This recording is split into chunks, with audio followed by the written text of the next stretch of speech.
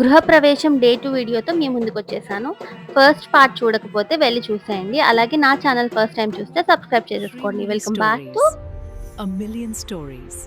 One perfect journey.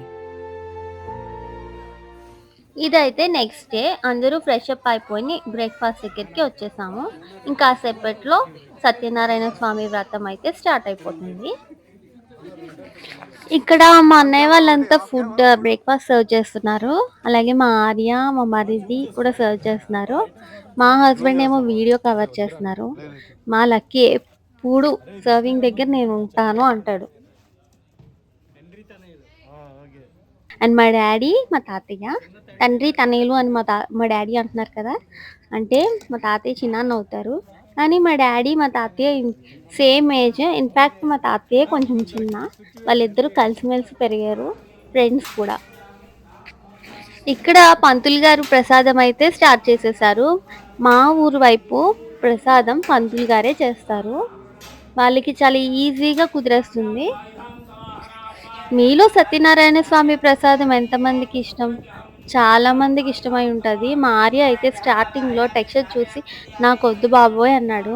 వాళ్ళ daddy బలవంతంగా taste చూపించేటప్పటికి ఇంకా కావాలి కావాలని 3, 4 సార్లు వేసుకొని తిన్నాడు. అంత యమ్మీగా ఉంటుంది.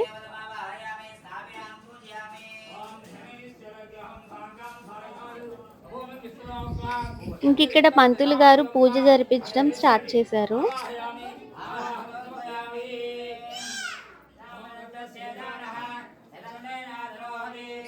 మా పెదనాన్నగారు ఈ ఇంటికి తాతయ్య, నానమ్మ పేర్లు పెట్టుకున్నారు. నా చిన్నప్పుడు మా తాతయ్య యూజువల్లీ ఇంటికి ఎవరైనా వచ్చేటప్పుడు, మా పెద్దోడు ఎంవీపీలో ఇల్లు కట్టుకున్నాడండి అని చాలా గర్వంగా చెప్పుకునేవాళ్ళు. ఇప్పుడు మా తాతయ్య ఉండుంటే ఖచ్చితంగా సొంత ఊర్లో ఇల్లు కట్టినందుకు ఎంత హ్యాపీగా ఫీల్ అయ్యి ఉండేవాళ్ళో. మా పెదనాన్న మా తాతయ్య, నానమ్మ మీద ఇష్టాన్ని ఇలా చూపించుకున్నారు. ఇంకా పంతులు గారు ఈ నేమ్ ప్లేట్‌కి కూడా పూజ జరిపించారు పెద్దమ్మ, పెదనాన్నతో. నేమ్ ప్లేట్స్ మీద తాతయ్య, నానమ్మ పేరు చూడగానే ఒక నోస్టాల్జిక్ ఫీలింగ్ వచ్చింది మా అందరికి. ఒక్కసారిగా వాళ్ళ మెమోరీస్‌లకి అలాగా వెళ్ళాము. సందర్భం వచ్చింది కాబట్టి మా తాతయ్య గురించి కొన్ని విషయాలు పంచుకుంటాను. మా తాతయ్యకి ఒక ఒక ఏజ్ వచ్చేటప్పటికి మతి స్థిమితం తగ్గిపోయింది. సో, ఆయన్ని ఎంగేజ్ చేయటానికి మేము రకరకాల యాక్టివిటీస్ ఇస్తూ ఉండేవాళ్ళం. అందులో భగవద్గీత ఎన్ని సార్లు చదువుంటారో బుక్‌ని మాకే తెలియదు.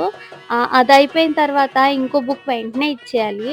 ఆ ఇచ్చే టైం మాకు లేక ఏ ఇంగ్లీష్ పేపరో చేతిలో పెడితే అది గూడా చాలా చక్కగా పదాలని ఒక్కొక్కటి కూర్చుకొని చదివేస్తూ ఉండేవాళ్ళు. అది మాకు చాలా ఫన్‌గా అనిపించేది. రామకోటి కూడా ఎన్ని బుక్స్ రాసారో మాకే తెలీదు.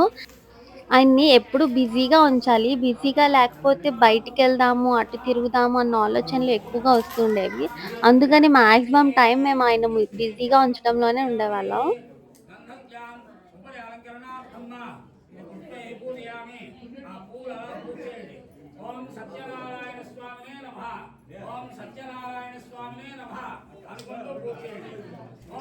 ఇక్కడ మా హస్బెండ్ మా చెల్లిని, మా మరిదిని అలా అల్లరి చేస్తూ, ఆట పట్టిస్తూ ఉంటారు. దాని మొహం మీద కెమెరా పెట్టి అదేదో రెడీ అవుతుందని చూపిస్తున్నారు. వీడికి పూజలంటే మహా పిచ్చి. చూసారా పూజ ఎంత బుద్ధిగా చూసేస్తున్నాడో.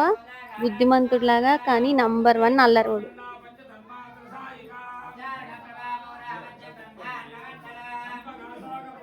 ఇల్లంతా పిల్లలతో, చుట్టాలతో చాలా సందడిగా మారిపోయింది.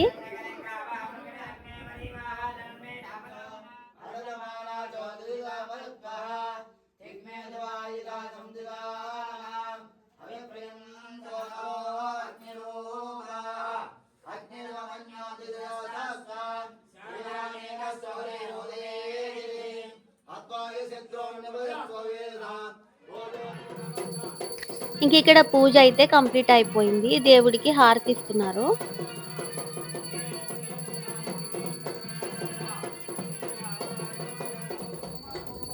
ఇక్కడ పంతులు గారు ఆడపిల్లల్ని పిలిచి హారతిమ్మన్నారు. దేవుడికి ఫస్ట్ హారతిచ్చి తర్వాత పెద్దమ్మ, పెదనాన్నకి ఇప్పించారు. అలాగే పెద్దమ్మ వాళ్ళ పుట్టింటి వాళ్ళు కూడా పద్ధతి ప్రకారం ఇద్దరికి బట్టలు పెట్టారు.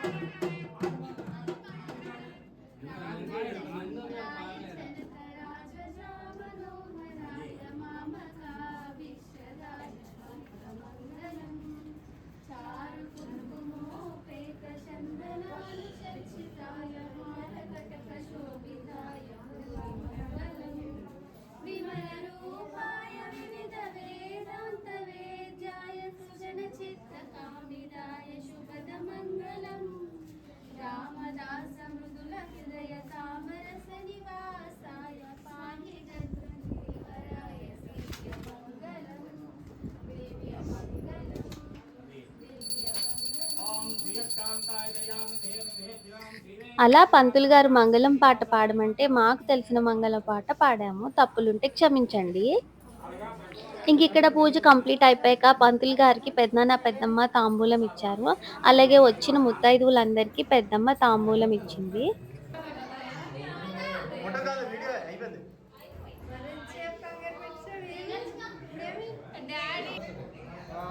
ఇంక పూజ కంప్లీట్ అయిపోయాక లంచ్ చేసేసి ఈవినింగ్ అలా బయటికెళ్దామని చెప్పి నాగవల్లి రివర్ దగ్గరకైతే వెళ్ళాము.